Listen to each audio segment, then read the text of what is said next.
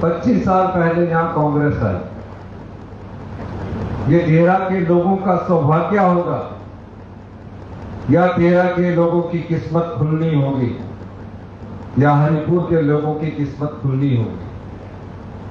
जिसे आपने चुनाव जिताकर भेजा वो भाग्य ने ऐसा खेल खेला। वो आजाद प्रत्याशी थे, किसी भी पार्टी का समर्थन दे सकते थे, पर देहरा की किस्मत का दरवाजा खुलना था, उन्हें इस्तीफा देना पड़ा। और जब उन्होंने इस्तीफा दिया तो अहम जो होता है, अहंकार जो होता है, भगवान भी उसको देखता है। आजाद प्रत्याशी ने इस्तीफा दे दिया, जो किसी पार्टी का प्रत्याशी नहीं था, पर अहंकार था कि मैं जनता के बीच अपने पैसे का रुतबा दिखाकर दोबारा चुनाव जीत जाऊंगा।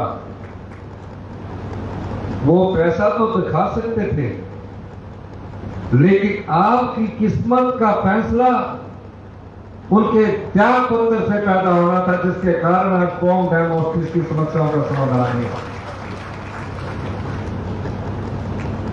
मैं जब जा रहा था सकरी के लिए लास्ट गांव में, तो नंदपुर का पुल बनना था।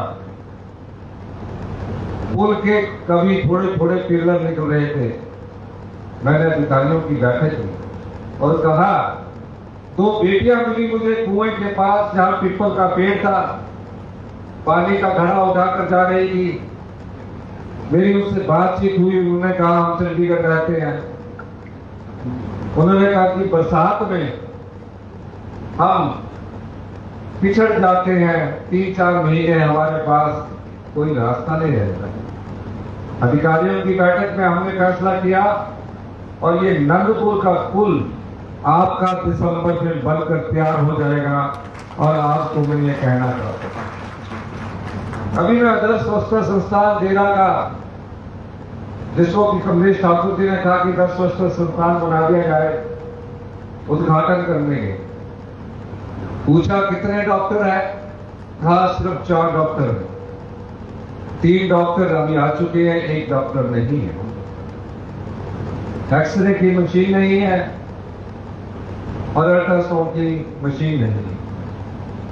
मैंने इससे बात की क्योंकि ये क्षेत्र कांगड़ा का ऐसा है जो थोड़ा सा पिछड़ा है और इसे अब सबसे आगे आना है। इस दृष्टि से मुझे मेरी विधायिका साहबा ने कहा कि इसमें आदर्श स्वच्छता संस्थान आप इसे बनाइए। मैं आदर्श स्वच्छता संस्थान के बारे में आपको बताना चाहता हूं। सिर्फ 68 विधानसभा क्षेत्र में एक संस्थान दिया गया है। उसमें क्या सुविधा देते हैं? उसमें 6 सुपर स्पेशलिस्ट डॉक्टर प्रदान किए जाएंगे, जिसमें गायनी का भी होगा, सर्जरी का भी होगा, ऑर्थो का भी होगा। और जो स्टाफ नर्सेज है उसका पूरा स्टाफ को भरने की प्रक्रिया शुरू की जाएगी। हरिपुर के CHC को मैं आदर्श स्वच्छता संस्थान बनाने की भी घोषणा करता हूं। 2-3 महीने में, क्योंकि 3-4 महीने में आप देखेंगे कि यहाँ डॉक्टरों की पूरी संख्या प्रदान कर दी जाएगी।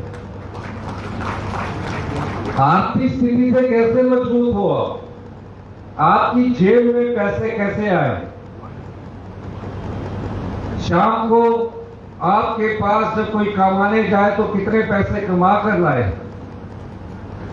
हमने पहले ही दिन मुख्यमंत्री बनने के बाद 6 महीने के भीतर हमने कहा कि हम कांगड़ा को tourism capital of the state बनाएंगे।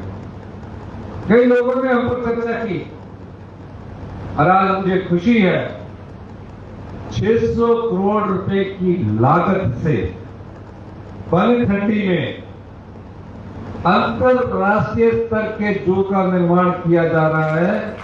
उसका पहला फेज अगले साल मैं उद्घाटन करने आऊंगा और अगले साल से वो कार्य शुरू किया जाएगा। इससे क्या होगा?